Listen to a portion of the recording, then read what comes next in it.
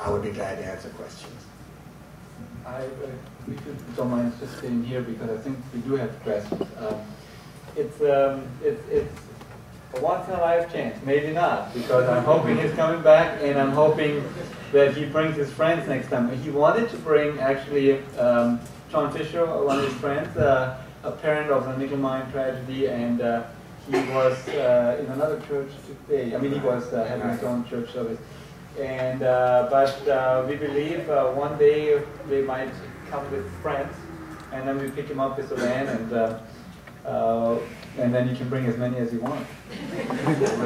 That way I can sit. Yeah. But I'm deeply touched with what you shared. The one thing that stuck out to me was, could you quote it again with the light? Sometimes we are afraid of the dark, but the real tragedy is... I actually wrote it down. We can easily forgive a child who is afraid of the dark. The real tragedy of life is when men are afraid of the light. And I guess I had a little note made here again.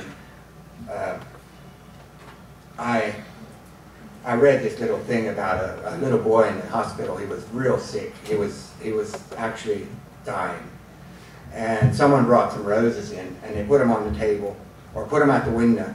And beautiful roses shining in toward this little boy. And they were sitting there for maybe an hour, and after a bit the roses were turned. So they turned them again and try to bring them in toward the little boy. And the lesson that they got out of that was, you know, the roses were looking toward the light.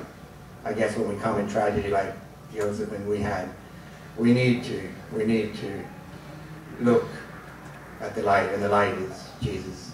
We need to look and share. So if we can keep on looking toward Jesus for our help, I think. And don't think we don't. I have struggles just like everybody else. We all have struggles, lots of struggles. I remember when I was little boys, you know, like you guys, I had a lot of struggles, and I wasn't always a good boy.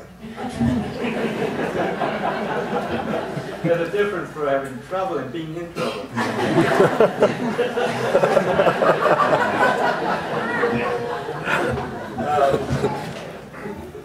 Let's ask away.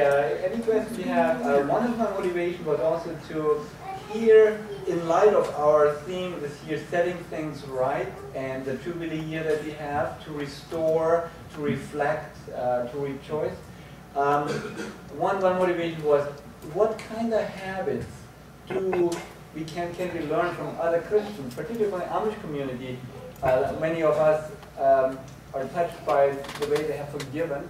And I'm convinced that's not something that happened just because they wanted to that day, because their feelings were saying everything else probably.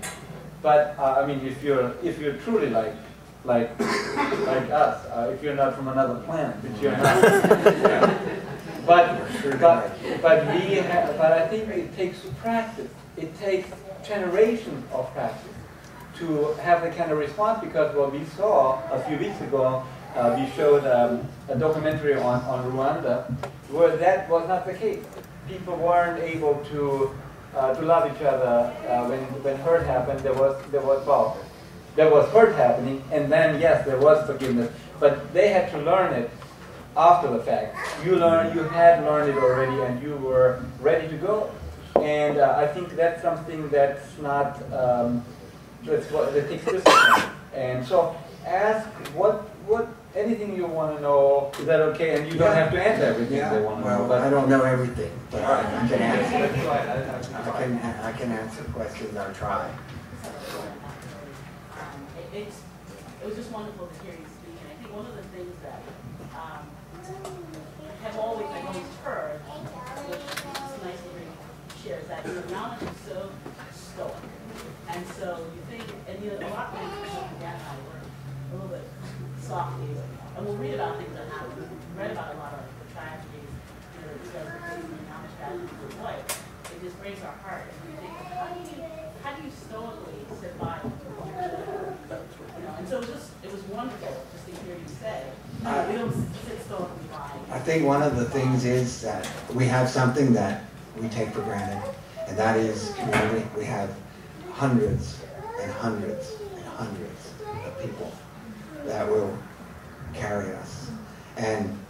guess that's what I'm trying to do. I'm trying to not be self-centered and reach out, and I have done that a lot when the newspaper says, and it touches me when it's a teenager or young, and it should touch me for everybody, but I guess this is the way it is now. You know, it touches me when I see it in the newspaper, so I try to reach out. But I do think that we probably don't realize, I don't just think so, we don't realize the night of Mervin's death, we found out about 6 o'clock. At about 10 o'clock that evening, you probably couldn't hardly put another person in our house. And our house is pretty big. There was probably a couple hundred people in our house. And every time someone walked in, I could feel a little easier. It was a little bit. And that night when we did the prayer, it was, the Holy Spirit was alive. I felt like I could touch it. It was for real. It was for real. It happened a couple of times since where he's right there, but you know. Yeah, I've got a question, and that is, you mentioned the sense of community. I think everyone pretty much has that idea about the Amish community, that you have this large number of people together to support each other. My question is, are there ever times where you as an individual or others, I don't know exactly how to put it, are there ever times where you feel hard-pressed to conform and it's not necessarily what you feel God would have you to do? How do you deal with those situations? Are there times where everyone is kind of hard-pressed in the community to make sure you stay in a certain place or a certain attitude or a certain position, and you yourself don't necessarily feel, how do you deal with that? Does that happen? I guess I can say there was a time for me like that, but I don't feel that way anymore. And I don't know if it's because I'm older or I think the community in itself has a complete different aspect, a different attitude than what it was at one time. And I think one thing that really made a difference was nickel mines. Nickel mines was a sad, sad happening. And we're very good friends with all the parents, and we knew the parents before. But it taught us that we're not. Who are we? The world reached out to us, I mean from every country. And I think it taught a lot of people that were maybe thinking what you're saying. I never really thought that way. My dad and my mom were a little more live and let live. We have all kinds of people just like you see here. We have all kinds. But we have 172 church districts right now out there in Lancaster County, and there's probably 30 families in each church district, and every one of us goes together.